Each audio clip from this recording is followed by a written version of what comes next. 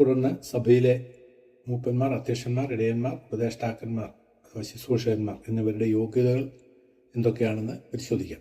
അപ്പോസ്തലനായ പൗലോസ് തിമോഥെയോസിനും തീത്തോസിനും എഴുതിയ ലേഖനങ്ങളിൽ 1 തിമോഥെയോസ് 3:1 മുതൽ 13 വരെയും തീത്തോസ് 1:6 മുതൽ 9 വരെയുള്ള ഭാഗത്തും ദൈവസഭയിൽ ശുശ്രൂഷയിലായിരിക്കുന്നവർ എങ്ങനെ മറ്റുള്ളവർക്ക് മാതൃകയായിരിക്കണമെന്നും അവരുടെ യോഗ്യതകളും വിവരിച്ചിരിക്കുന്നു. ഒന്നാമതായി, അനിന്യൻ അഥവാ നിരപവാദ്യൻ ആയിരിക്കണം. ബ്ലെയിംലെസ് ഓർ എബവ് റിപ്രോച്ച് 1 തിമോഥെയോസ് 3:2-10. 2. ഏകഭാര്യയുടെ ഭർത്താവ്, ഹസ്ബൻഡ് ഓഫ് വൺ വൈഫ് 1 തിമോഥെയോസ് 3:12, തീത്തോസ് 1:6. 3. നിർമ്മതൻ, വിജിലൻറ്റ് ഓർ ടെമ്പറേറ്റ് 1 തിമോഥെയോസ് 3:2. 4. ജിതേന്ദ്രിയൻ, sober minded or self controlled 1 തിമോഥെയോസ് 3:2, തീത്തോസ് 1:9. സുശീലൻ, ഗുഡ് ബിഹേവിയർ ഓർ റെസ്പെക്റ്റബിൾ 1 തിമോഥെയോസ് 3:2. അതിഥിപ്രിയൻ, ഹോസ്പിറ്റബിൾ 1 തിമോഥെയോസ് 3:2, തീത്തോസ് 1:8. ഉപദേശിപ്പാൻ സമർത്ഥൻ, ഏബിൾ ടു ടീച്ച് 1 തിമോഥെയോസ് 3:2, 5:17, തീത്തോസ് 1:9. 8. മദ്യപ്രിയൻ ആയിരിക്കരുത്, നോട്ട് ഗിവൺ ടു ഡ്രങ്കഡ്നെസ് 1 തിമോഥെയോസ് 3:3-8, തീത്തോസ് 1:7. തല്ലുകാരൻ അരുത്, നോട്ട് വയലൻസ് 1 തിമോഥെയോസ് 3:3, തീത്തോസ് 1:7. 10. ശാന്തൻ, ജെന്റിൽ 1 തിമോഥെയോസ് 3:3. 11. കലഹിക്കാത്തവൻ, നോട്ട് ക്വാറൽസം 1 തിമോഥെയോസ് 3:3. 12. ദ്രവ്യാഗ്രഹമില്ലാത്തവൻ, not a lover of money or not greedy 1 തിമോഥെയോസ് 3:3. 13. സ്വന്തം കുടുംബത്തെ നന്നായി ഭരിക്കുന്നവൻ, managing or ruling his own family well 1 തിമോഥെയോസ് 3:4-12. 14. മക്കളെ പൂർണ്ണ ഗൗരവത്തോടെ അനുസരണത്തിൽ പാലിക്കുന്നവൻ, managing his children well and sees that his children obey him 1 തിമോഥെയോസ് 3:4, 5, 12, തീത്തോസ് 1:6.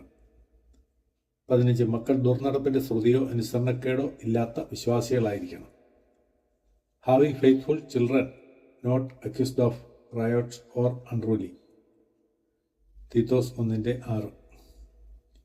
16. നിഗളിയായിരിക്കരുത്, നോട്ട് ടു ബി പ്രൈഡ് 1 തിമോഥെയോസ് 3:6. 17. പുതിയ ശിഷ്യനായിരിക്കരുത്, നോട്ട് എ റീസൺലി സേവ്ഡ് 1 തിമോഥെയോസ് 3:6. 18. പുറമേയുള്ളവരോട് നല്ല സാക്ഷ്യം പ്രാപിച്ചവൻ, have a good reputation with outsiders 1 തിമോഥെയോസ് 3:7. 19. ഘനശാലി, ഗ്രേവ് ഓർ റെവറൻറ്റ് 1 തിമോഥെയോസ് 3:8. ഇരുവാക്കുകാർ ആയിരിക്കരുത്, നോട്ട് ഡബിൾ ടങ്ഡ് 1 തിമോഥെയോസ് 3:8. 21. ദുർലാഭമോഹി ആയിരിക്കരുത്, does not pursuing dishonest gain 1 തിമോഥെയോസ് 3:8, തീത്തോസ് 1:7. 22. വിശ്വാസത്തിൻ്റെ മർമ്മം ശുദ്ധ മനസാക്ഷിയിൽ വെച്ചുകൊള്ളുന്നവർ, keep hold of the deep truth of the faith 1 തിമോഥെയോസ് 3:9, തീത്തോസ് 1:9. 23. പരിശോധിക്കപ്പെട്ട് കുറ്റമറ്റവനായി അഥവാ അനിന്യനായി തെളിയിക്കപ്പെട്ടവൻ, tested or proved and found blameless 1 തിമോഥെയോസ് 3:10. 24. വിശ്വസ്തൻ, ഫെയ്ത്ത്ഫുൾ 1 തിമോഥെയോസ് 3:11. 25. തന്നിഷ്ടക്കാരനായിരിക്കരുത്, നോട്ട് സെൽഫ് ഫിൽഡ് തീത്തോസ് 1:7. 26. കോഷ്ടനായിരിക്കരുത്, നോട്ട് ക്വിക്ക് ടെമ്പേർഡ് തീത്തോസ് 1:7. 27. സൽഗുണപ്രിയൻ, lover of what is good തീത്തോസ് 1:8. 28. സുബോധശീലൻ, sober minded or self control തീത്തോസ് 1:8. 29. നീതിമാൻ, ജസ്റ്റ് തീത്തോസ് 1:8. 30. നിർമ്മലൻ, ഹോളി തീത്തോസ് 1:8. യേശുക്രിസ്തു ദൈവം എന്ന നിലയിൽ അടിസ്ഥാന പാറയും മനുഷ്യപുത്രൻ എന്ന നിലയിൽ മൂലക്കല്ലും അപ്പോസ്തലന്മാരും പ്രവാചകന്മാരും അടിസ്ഥാന കെട്ടുകളും ആയിരിക്കുന്നു. വീണ്ടും ജന്മം പ്രാപിച്ച ദൈവമക്കൾ ജീവനുള്ള കല്ലുകളായി ക്രിസ്തുവിൻ്റെ ശരീരമാകുന്ന സഭാസൗധം പൂർത്തീകരിച്ചുകൊണ്ടിരിക്കുന്നു. അടിസ്ഥാന പാറമേലാണ് വെട്ടുവഴിയിൽ വെച്ച് തന്നെ ചെത്തിപിടിപ്പാക്കിയ ഈ ജീവനുള്ള കല്ലുകളാൽ സഭാമന്ദിരം പണിയപ്പെട്ടുകൊണ്ടിരിക്കുന്നത്. രക്ഷിക്കപ്പെടുന്നവരെ കർത്താവ് ദിനംപ്രതി ഈ മന്ദിരത്തിലേക്ക് ചേർത്തുകൊണ്ടിരിക്കുന്നു. ഇതിൻ്റെ അവസാന കല്ല് വെച്ചു കഴിഞ്ഞാൽ സഭയെ ചേർത്തുകൊള്ളുവാനായി സഭാന്തനായ ക്രിസ്തു മധ്യാകാശത്തിൽ വരും. 1 കൊരിന്ത്യർ 3:11, 1 പത്രോസ് 2:4-8 വരെ, 1 കൊരിന്ത്യർ 12:12-13, എഫേസ്യർ 2:20-21. കർത്താവിൻ്റെ വീണ്ടും വരവ് സഭയുടെ പ്രത്യാശയായിരിക്കുന്നു. സഭയിൽ പുരോഹിതന്മാരുണ്ടോ? ആരാണവർ? പഴയ നിയമത്തിലെ പുരോഹിത വേഷം അനുകരിച്ച് വേഷവിധാനങ്ങളോടെ ശുശ്രൂഷ ചെയ്യുവാനും മധ്യസ്ഥനായി പ്രവർത്തിക്കുവാനും ദൈവവചനം അനുവദിക്കുന്നുവോ? സഭയിൽ പുരോഹിതന്മാരുണ്ട്. കർത്താവായ യേശുക്രിസ്തു വിശ്വസിച്ച് വീണ്ടും ജന്മം പ്രാപിച്ച സകല ദൈവമക്കളും പുരോഹിതന്മാരാണെന്ന് ദൈവവചനം വളരെ വ്യക്തമായി അറിയിക്കുന്നു. യേശുക്രിസ്തുവാണ് മഹാപുരോഹിതൻ. പഴയ നിയമത്തിൽ മഹാപുരോഹിതനായ അഹരോന്റെ കുടുംബത്തിൽ ജനിച്ചവർക്കായിരുന്നു പൗരോഹിത്യം ലഭിച്ചിരുന്നത്. അത് ജന്മാവകാശമായിരുന്നു. പുതിയ നിയമ പൗരോഹിത്യവും ജന്മാവകാശമാണ്. അതായത് നമ്മുടെ വീണ്ടുകേടുപ്പുകാരനും മഹാപുരോഹിതനുമായ യേശുക്രിസ്തുവിൻ്റെ കുടുംബത്തിലേക്ക് വീണ്ടും ജന്മം വഴിയായി പ്രവേശനം ലഭിച്ചവർ പുരോഹിതന്മാരാണ്. എന്നാൽ മനുഷ്യരാൽ വേർതിരിക്കപ്പെട്ടവരോ നിയമിക്കപ്പെട്ടവരോ വിശുദ്ധന്മാരായി പ്രഖ്യാപിക്കപ്പെട്ടവരോ പൗരോഹിത്യ ശുശ്രൂഷ ചെയ്യുവാൻ ദൈവവചനം അനുവദിക്കുന്നില്ല. കർത്താവായ യേശുക്രിസ്തുവിൻ്റെ കാൽവറിയുള്ള യാഗമരണത്താൽ പഴയ നിയമ പൗരോഹിത്യവും യാഗങ്ങളും ഇല്ലാതെയായി. ക്രൂശീകരണത്തിന് മുമ്പുള്ള വിസ്താരവേളയിൽ മഹാപുരോഹിതനായ കയ്യഫാവിന് മുമ്പിൽ ഹാജരാക്കപ്പെട്ട യേശുവിനോട്, നീ ദൈവപുത്രനായ ക്രിസ്തു തന്നെയോ എന്ന് ചോദിച്ചു. മത്തായി 26:63. അതെ, ഞാനാകുന്നു എന്നുള്ള യേശു കർത്താവിൻ്റെ ഉത്തരം കേട്ടപ്പോൾ ഇവൻ ദൈവദൂഷണം പറയുന്നു എന്ന് പറഞ്ഞുകൊണ്ട് മഹാപുരോഹിതൻ തൻ്റെ വസ്ത്രം കീറി. മത്തായി 26:65. പഴയ നിയമ തിരുവെഴുത്ത് പ്രകാരം പുരോഹിതൻ തൻ്റെ വസ്ത്രം കീറുന്നത് വിലക്കപ്പെട്ടിരുന്നു. ലേവ്യ 21:10.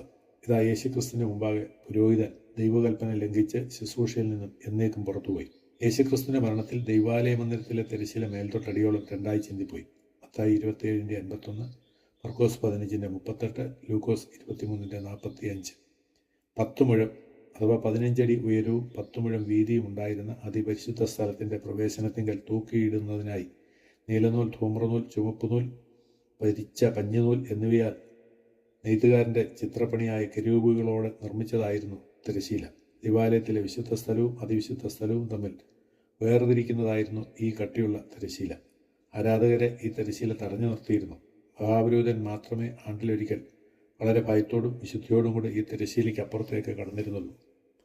മുകൾ തൊട്ട് അടിവരെ ചീന്തപ്പെട്ട തിരശ്ശീല വിളിച്ചറിയിക്കുന്നത് അത് കീറിയത് മാനുഷിക കരങ്ങളാലല്ല, മറിച്ച് ദൈവിക ശക്തിയാൽ തന്നെയാണെന്നാണ്. യേശുക്രിസ്തുവിൻ്റെ ദേഹം എന്ന തിരശ്ശീല ചീന്തപ്പെട്ടു. ഭാവികളായ മനുഷ്യവർഗത്തിന് രക്ഷയ്ക്കായി ഒരു പുതുവഴി തുറന്നു. തിരശ്ശീല ചീന്തൽ കാണിക്കുന്നത് ദൈവസേനയിലേക്ക് സാധാരണക്കാരനൊരു മധ്യസ്ഥനും കൂടാതെ അടുത്തു ചെല്ലാം എന്നതാണ്. ഇനി യാതൊരു മനുഷ്യ മധ്യസ്ഥൻ്റെയും ആവശ്യമില്ല.